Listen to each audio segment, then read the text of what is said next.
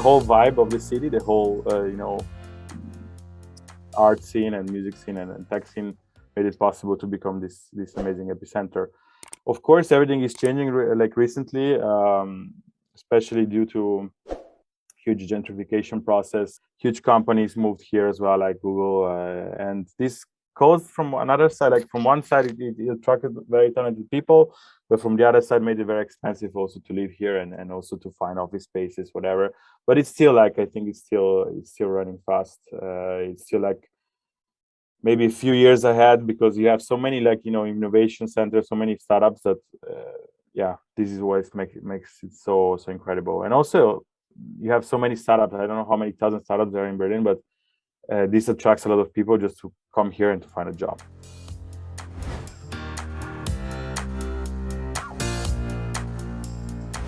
We kind of understood that the biggest need of currently of our customers were not that much to finding new ingredients online or like better prices, so they could do it them by themselves, but was really to have easy access to financing, and especially to have better payment terms with their own suppliers.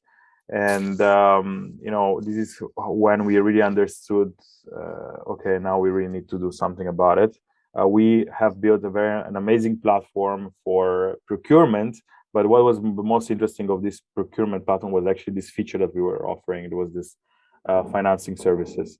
And this is how we realized quickly that we really need to shift our communication towards it.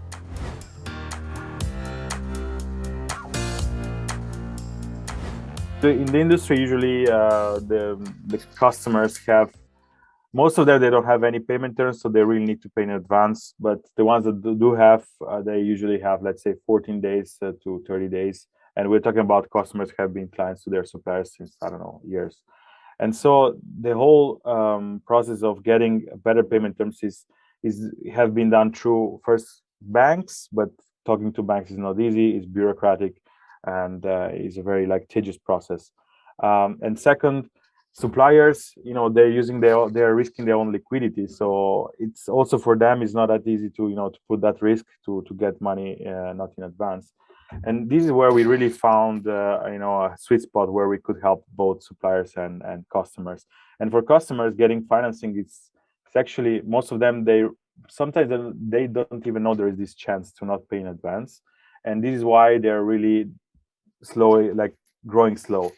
If they have better, let's say, cash flow, like working capital, they would be able to, let's say, to invest more in their production, to increase their production, and also to increase their growth. So this is where we really understood that if we allow them to access in an easy way, and also in a digital way, to this financing, is where we can really bring value to both customers and suppliers, let's say. So the process has been more about the outlook of the whole product, because actually the whole product was already made in a way that they could use it in this, like, for these services. But what we were lacking at the time was really the communication towards it. So what we're really like pivoting towards is really to be more clear which are the advantages, and also, of course, on the platform side there will be some changes regarding the whole onboarding. So before we were asking really which industry you're for, how many ingredients you buy per month. Now, since the whole process is very focusing towards financing, we're gonna need to run credit checks. So we ask VATs. So I think the whole functionality of products needs to be readapted, but the core product did not change much because we already have a very, let's say, solid procurement.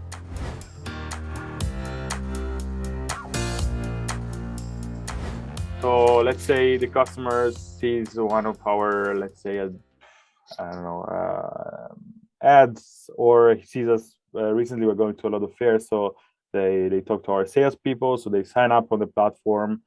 They need to fill out a short questionnaire that is leading to us, that's helping us to understand if they're actually factorable or if they we can finance them.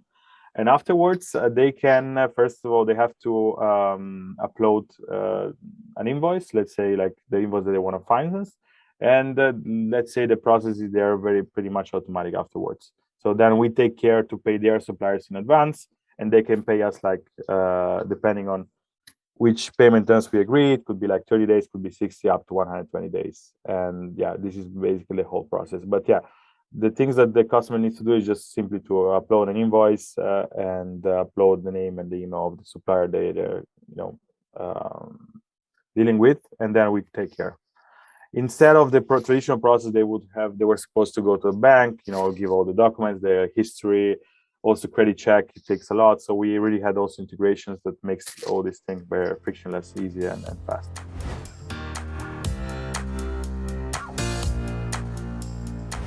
The whole industry, the food manufacturing industry, especially the B2B industry, like the traditional one, is so old-fashioned that it's really hard. Those people are really still dealing with faxes. I was surprised that people still use fax in this world, but apparently it's like this. So, and this is also making it a bit hard to reach those customers. So what we tried basically still trying a lot of channels. The cool thing is that those people are still going to fairs, and we can access those fairs, and they still use email. So let's say we are trying to, we're most of the time we are doing like some email marketing or like email campaigns, or this is why also we are still heavily relying on the sales team. So we have a very kick-ass sales team that is really doing cold outreach. But sometimes we find out that it's not that hard to reach. I mean, a good part of the food industry is using Google, and this was where actually we were able to attract a lot of companies. The thing is that most of those companies are pretty young and small, because you have people who Googles, for example, I need alternatives for their procurement, and this is where we find our first customers, let's say, in digital marketing. But most of them we still need to rely on more traditional approaches. So going to fairs, doing emails, cold calling is still like very important. But I feel that with COVID, the whole industry had a very big acceleration towards technology, and seeing also other companies such as Choco, or like there are like other platforms that are in the food industry. They are also relying on. They're starting to target those customers also in platforms such as, I don't know, Facebook or Instagram. It's something that we still need to test out. I mean, I did a couple of tests, and it's not that easy to find them, but I think slowly we're going towards more innovation.